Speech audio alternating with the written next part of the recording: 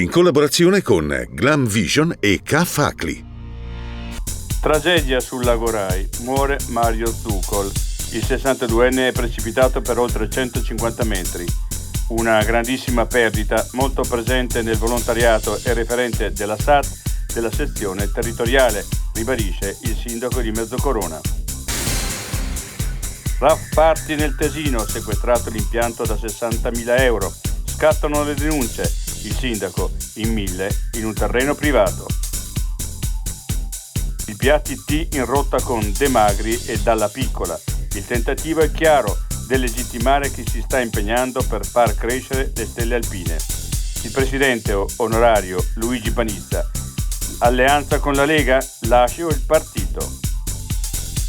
Costi insostenibili, imprese in fuga dagli appalti, a rischio anche le opere finanziate dal PNRR. Basso, ritocchi insufficienti al prezzario della provincia, ci sono rincari del 130%. Sul tetto del palaghiaccio di Folgaria arriva il nuovo impianto fotovoltaico. L'energia prodotta potrà essere utilizzata anche per scuola materna, cinema e acquedotto.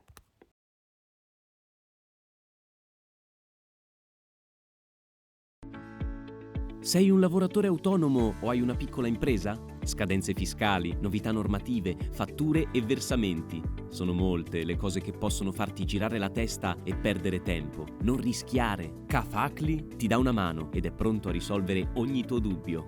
Grazie ad operatori esperti e con tariffe contenute avrai una consulenza completa anche nelle fasi iniziali, scadenze fiscali e previdenziali rispettate, uno strumento per la fatturazione elettronica, servizi anche online e a distanza, contabilità sotto controllo ma senza stress? Si può con K-Facli.